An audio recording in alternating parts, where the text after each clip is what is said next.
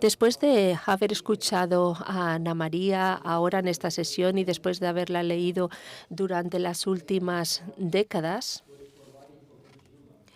me doy cuenta de que es una persona que tiene un excelente sentido del humor.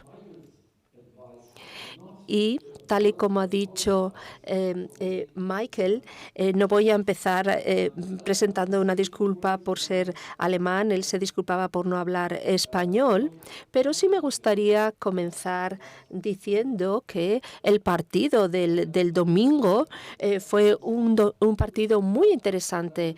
A mí, en general, no me interesa el fútbol, pero lo que sí vi es que mañana mismo, va a haber un partido entre España y Japón, ¿verdad? Y el resultado de ese partido va a decidir el futuro del equipo alemán, y su participación en la Copa del Mundo. Y esa idea me gusta. Me gusta porque en este momento concreto y en este sentido, Alemania depende hoy en día, durante estos 2 días, de España. Pero bueno, ahora voy a pasar a hablar de un tema más importante. Ana acaba de enfatizar la necesidad y la urgencia de contar con una política industrial europea coordinada. En este sentido, me gustaría centrarme en un aspecto crucial que tiene que ver con ello, y es que existe un reto, y este es el de la transformación verde de la economía. La economía tiene que ser una economía verde, tiene que transformarse en una economía verde. Y es un tema polémico y es un tema muy importante para el movimiento sindical, porque la economía es un tema fundamental, por supuesto, para los sindicatos, para las industrias manufactureras, y estas son las empresas de fabricación las que se van a ver principalmente afectadas por este proceso de transformación hacia economía verde, es decir, la transformación verde de las industrias de fabricación. ¿Y cuáles son los puntos claves de la transición verde? En Alemania nos referimos a esto de una manera más complicada, porque, como ustedes saben, nosotros los alemanes somos muy complicados y nos referimos a ello con el término transformación social y ecológica, pero nos referimos a lo mismo, a una transición verde. ¿Cuáles son entonces los retos y las oportunidades para los sindicatos? Antes de dar respuesta a estas preguntas, me gustaría mencionar que algunos de los retos en este proceso de transición son los siguientes. Si vemos los datos procedentes de los institutos de investigación sobre el cambio climático, sobre todo los procedentes de Alemania, nos dicen que la transición verde es posible, en principio, insisto, pero existen, no obstante, 3 requisitos para que sea viable. En primer lugar, la expansión masiva de los suministros verdes. En segundo lugar, la aceleración masiva de la eficiencia energética. Y 3, la aceleración masiva de las fuentes de eficiencia, es decir, la reducción de los recursos materiales naturales, es decir, la creación de una economía circular. Y yo creo que mañana va a haber una mesa redonda en la que se abordará el tema con profundidad.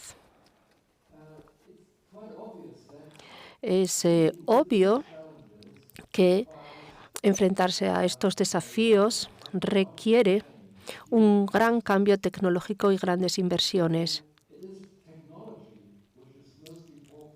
Y normalmente hablamos de la tecnología, todos los medios de comunicación hablan de la tecnología necesaria, pero para crear una economía circular también sabemos que los retos están más allá de la tecnología, porque no es una cuestión solamente de la industria de fabricación, sino cómo se produce y qué se produce, sino también cómo se consume.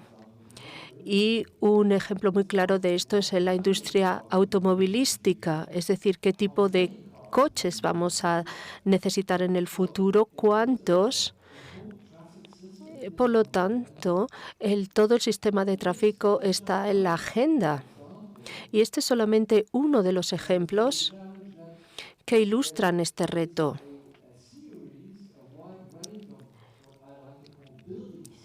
Es decir, estamos hablando de componentes fundamentales de la transición económica y este es solamente uno de ellos. Es decir, hay áreas clave que son fundamentales: la reestructuración de la industria, la inversión pública, las regulaciones del mercado, tanto a nivel nacional como internacional, sobre todo a nivel de la Unión Europea.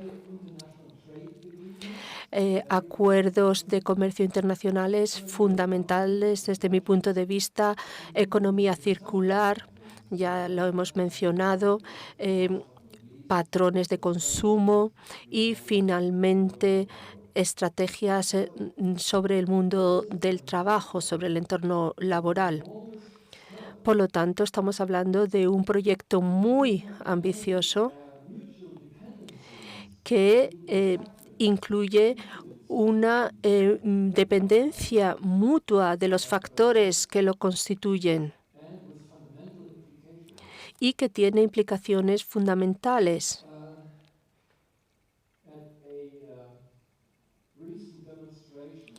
En una manifestación reciente del movimiento Fridays for Future, hice esta foto. Y es muy típico del movimiento Fridays for Future, Viernes para el Futuro, que veamos estas pancartas: acabar con el carbón, no acabar con el medio ambiente. El público en general piensa que hay que cambiar la canción de John Lennon que decía: vamos a dar una oportunidad al capitalismo. Yo quisiera decir lo que todos nosotros estaríamos de acuerdo en decir, inclusive algunos fuera de este entorno, que ya hemos superado esa fase de adaptabilidad y reforma del capitalismo. Y dentro de este proceso de la transición verde, tenemos que debatir la cuestión sobre cuáles serán los principales retos de cara al futuro del trabajo por parte de los sindicatos. Y parece obvio que uno de los retos será el número total de puestos de trabajo, sobre todo en el sector de la manufactura. El segundo será la distribución de los puestos de trabajo, ya sea en industrias y sectores. También la distribución de los puestos de trabajo en regiones, tanto a nivel nacional, europeo e internacional, y luego la distribución de los puestos de trabajo entre las distintas ocupaciones y capacidades también. Y yo creo que el mayor impacto se dará en la calidad de los puestos de trabajo, es decir, en las condiciones laborales, entre las cuales destacamos los salarios. Yo creo que tenemos que ser muy cuidadosos y cautos porque no sabemos el alcance de todos estos impactos. Sobre todo, todo dependerá de la política y de los enfoques políticos, tanto para el número total de los puestos de trabajo y también la distribución de estos puestos de trabajo y de la calidad de estos puestos de trabajo. Todo esto depende de los enfoques que asuma la política. Y la cuestión crucial a la que se enfrentan los sindicatos tiene que ver, desde mi punto de vista, con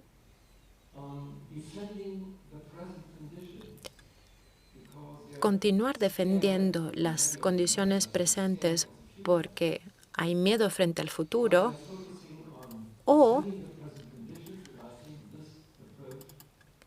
y creo que este enfoque, yo creo que está destinado al fracaso, el de defender las condiciones presentes, porque yo creo que en lugar de sentirnos empujados por las políticas ajenas, yo creo que el reto se presenta en convertirnos realmente en los actores del cambio.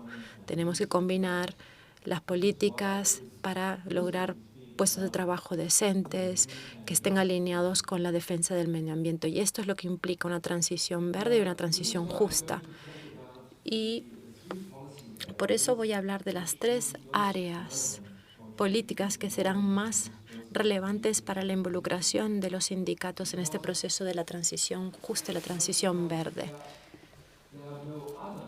No porque no haya otros temas de importancia, sino porque creo que estas serán las áreas de las políticas que estén más cercanas a las prácticas sindicales y a la experiencia de las sindicales. Y yo creo que tienen que ver con las cualificaciones y la formación, tienen que ver también con las estructuras. Para comenzar, vamos a comenzar con las calificaciones y la formación. Hay algunos sectores en los cuales el rápido cambio en la ocupación y las cualificaciones será necesario en algunas empresas, sobre todo en las pymes. No hay ningún tipo de perspectiva de planificación con respecto al futuro o con respecto a las habilidades que serán necesarias en el futuro. Entonces, yo creo que un poco en contra a mi cualidad de alemán, yo creo que los comités de empresa tienen que tener una participación justamente en esta planificación. Ellos necesitan justamente participar justamente en la planificación del personal. Hay muchísima experiencia dentro de las organizaciones sindicales que ha de ser movilizada, y si el empleador no lo hace, puede que lo haga el comité de empresa, y de esta manera podrá ganar acceso a partes del mercado laboral, como son ingenieros que todavía no son miembros del sindicato. Los empleadores deben comprometerse con la formación ocupacional y también con la formación constante del personal. Obviamente, la formación requiere de dinero y tiempo por parte de los empleados y por eso las reducciones de los tiempos de trabajo en combinación con más formación serán fundamentales. Y esta reducción temporal del tiempo y también esta promoción de la formación debe ser cofinanciada por los empleadores, por las pymes y también tal vez por el Estado. Hay algunos países, muy pocos, que representan un ejemplo en Europa. El primero es Austria, donde tienen un sistema estatutario de combinación entre el empleo a tiempo parcial y la formación constante. Es parte de su marco legal. Está cofinanciada por el Estado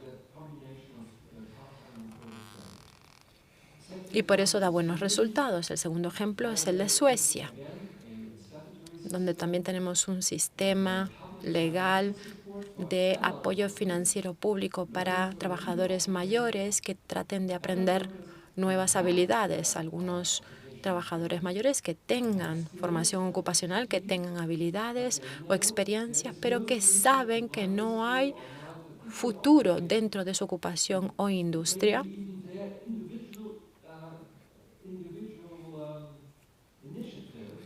Y por, inclusive, iniciativa individual puedan tener acceso a financiación pública en caso de que quieran obtener mayor formación para dedicarse a una ocupación distinta. Y luego, Alemania no me gusta promoverlo mucho, pero creo que mi país presenta un buen ejemplo, ya que tenemos un sistema bastante amplio de formación ocupacional, y esta es la formación que se da tras la educación escolar, que presenta un buen cimiento para mayor formación de cara al futuro y también para la movilidad dentro de las empresas, entre otras empresas, inclusive dentro de las industrias. Está cofinanciada por el Estado y los empleadores. El sistema alemán está lejos de ser perfecto, necesita reformas, pero sí que constituye la base justamente para este tipo de programa. Para resumir, yo creo que tenemos las habilidades en la formación ocupacional, la formación constante, que será básica para la transición a una economía verde. El segundo tema tiene que ver con la desigualdad. Y como todos sabemos, la preocupación por una seguridad social ya en peligro será una de las puertas de entrada más importantes para la extrema derecha. Entonces tenemos dos retos principales con relación a la desigualdad. El primero tiene que ver con los puestos de trabajo precarios. Y sé que ha habido cierto progreso en España con relación a los puestos de trabajo precarios gracias a la última reforma laboral, que merece el nombre de reforma laboral, porque lo que se llamó antes una reforma laboral fue una destrucción neoliberal. Pues tras esta última reforma ha habido progreso, pero creo que estarán de acuerdo cuando digo que necesitamos ejercer más presión por parte de los sindicatos para disminuir aún más los puestos de trabajo precarios. Y luego el segundo reto tiene que ver con las brechas salariales a lo largo de la cadena de valor, la brecha salarial entre los servicios de manufactura y la brecha salarial de género también. Y cuando hablamos, por ejemplo, de los servicios de manufactura y la brecha salarial entre hombres y mujeres, hemos de decir que también estos dos son temas fundamentales que tienen que ver con la igualdad de género.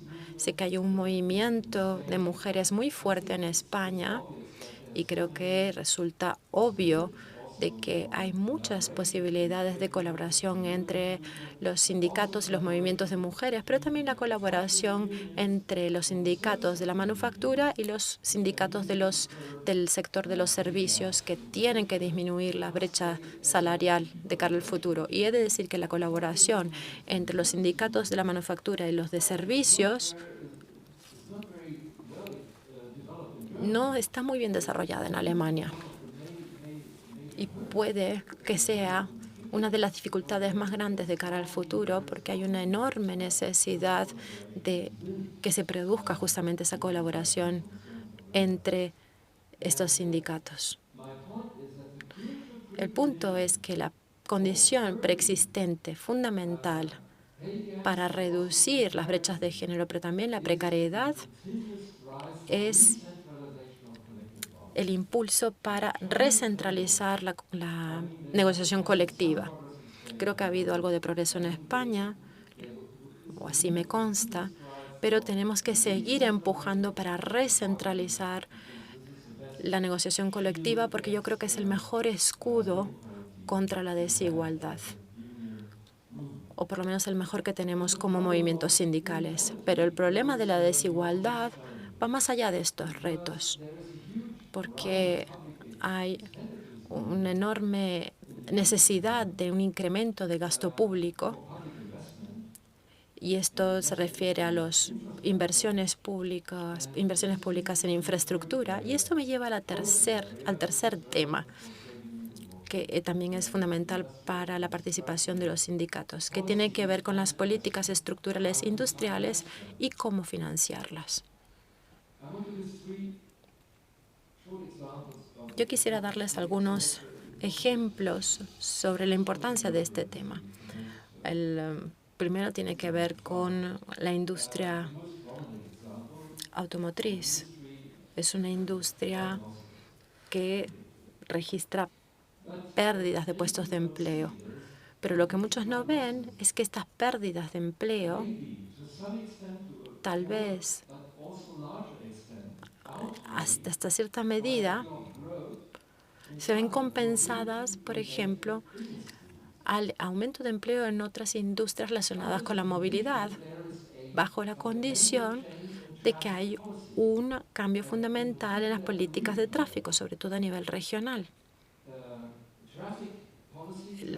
Los sistemas y políticas de tráfico que ofrecen la posibilidad de desplazamiento diario sin necesidad de tener un coche particular. Entonces, la precondición para el éxito es la infraestructura, las políticas de transporte, y esto llevará a un aumento de los puestos de trabajo. Una vez más, es un tema donde necesitamos tejer alianzas entre los sindicatos, por un lado, y las organizaciones medioambientales, por otro, pero también las municipalidades y autoridades regionales, que son las que más toman parte en estos temas. El segundo ejemplo sobre la importancia de estas políticas estructurales e industriales es la de la energía verde. Obviamente, España y otros países mediterráneos tienen un enorme potencial en la provisión de energías verdes. Pero este es uno de los puntos que mencionó Ana María. ¿Dónde están las instalaciones técnicas instaladas en España? Y se sorprenderán, en Alemania tenemos el mismo problema. Las instalaciones técnicas, digamos, por ejemplo, para la energía eólica, pues está producida en otros países como en China, debido a decisiones erróneas a nivel de políticas a lo largo de los últimos años. Es una cuestión política. Estas instalaciones tendremos que decir dónde las producimos. Y esto destaca una vez más la importancia de lo que denominamos una política industrial, sobre todo a nivel europeo. Ana María lo mencionó antes. Y habrá gran cantidad de subsidios públicos, pero la cuestión es, si hay subsidios públicos para empresas privadas, ¿cómo hará el Estado, y si es un sistema orientado a la rentabilidad? Una vez más, si hay subsidios públicos para empresas públicas, ¿cómo podrá el Estado participar de los futuros beneficios? Es una cuestión sobre la que se habla muy poco y tal vez no es rentable. Entonces, ¿cuál es la importancia del Estado como propietario o copropietario para ejercer influencia sobre todo el proceso? Sobre todo, por ejemplo, cuando hablamos del incremento de los puestos de trabajo en los servicios sociales, como la educación, el transporte público, los cuidados. Estos sectores son cruciales, de importancia estratégica para una transición a una economía verde, e implicarían un cambio en el modelo de crecimiento, como mencionó Ana María anteriormente. Entonces, todos estos ejemplos nos llevan a la cuestión de cómo pagar estas bonificaciones y quién ha de pagarlas. Es una cuestión de justicia social. Y veo tres áreas de conflicto en este sentido. Para comenzar, si las empresas privadas tienen subsidios públicos, tienen que tiene que haber condiciones. Estas bonificaciones tienen que estar, o subsidios tienen que estar relacionadas a condiciones que tienen que ver con la inversión verde, la garantía de los puestos de trabajo y también una proporción, una participación pública en la rentabilidad futura. La segunda área de conflicto tiene que ver con que la inversión pública en la infraestructura verde no es compatible ni con las políticas de austeridad, yo creo que se debe reformar ese pacto de estabilidad europeo, y tampoco es compatible con el aumento constante de los presupuestos militares. Desde mi punto de vista, es un tema muy polémico en Alemania. Las inversiones públicas en la infraestructura verde no deben competir con un enfoque por parte de las políticas que trate de cumplir con ese objetivo del 2% de la OTAN. No puede haber una competencia entre estos dos presupuestos. Desde mi punto de vista, todo lo factible y necesario ha de ser hecho para apoyar a Ucrania y a su defensa militar contra Rusia. Pero esto no nos debe llevar por el camino erróneo, que nos llevaría a priorizar los gastos militares sobre los gastos verdes. Y esto a veces es como algo necesario. A veces se toma una decisión urgente hoy en día y no se piensa en las consecuencias de cara del futuro. Por ejemplo, el ministro de Economía de mi país hace un par de días firmó un contrato con algunas de estas repúblicas árabes para la entrega de combustibles fósiles de aquí a 15 años. Estamos hablando de gas líquido, que supuestamente tiene que ser una tecnología que abra las puertas para el uso del hidrógeno en la industria química. Pero esta sería un tipo de energía que se utilice durante esta transición, un uso de una energía más verde. Por lo tanto, no se debería firmar un contrato de 15 años de duración. Y este es un típico efecto indeseado, justamente. Y la tercera área de conflicto tiene que ver con la expansión de los servicios sociales. Y yo creo que dicha expansión no es una cuestión de deuda pública, sino es una cuestión de sistema fiscal. Ha de ser financiado con la recaudación fiscal de los estados. Necesitamos aumentar la carga impositiva hacia las personas con altos ingresos y grandes fortunas. Yo creo que no hay transición hacia una economía verde y justa sin fiscalidad. Yo creo que tenemos un reto muy difícil frente a nosotros, pero una vez más, la amenaza del cambio climático, este enfoque de ver qué pasa y este enfoque de evitar el compromiso o inclusive de apretar el freno, que es lo que pasa, por ejemplo, con la industria de las minas de carbón en Alemania.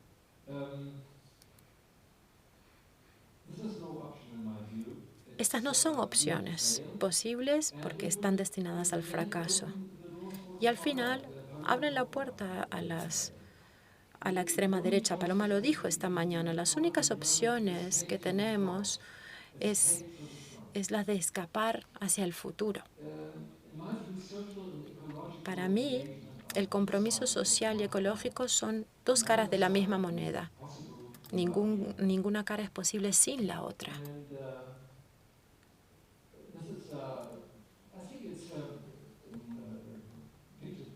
Esta es una fotografía que se tomó en una manifestación de Fridays for Future a veces las tenemos en Alemania y participan también los sindicatos en una acción conjunta.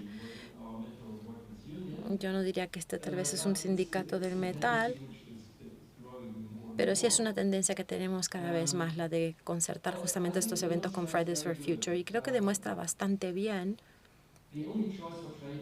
que la única opción para los sindicatos es de convertirnos en actores para la transición con otros movimientos sociales. España, he de decir, yo sigo bastante lo que se hace en España y tiene un enorme potencial como país, pero sobre todo tienen un movimiento sindical muy valiente y muy grande, y este es un potencial enorme justamente para que se dé esta transición hacia una economía verde y justa. Entonces, mi conclusión es que tenemos que convertir esta amenaza para los sindicatos en una oportunidad para los sindicatos, de manera tal de que los sindicatos se conviertan en los abanderados de esta transición a una economía verde y justa. Muchas gracias por su paciencia y su atención. Thank you very much.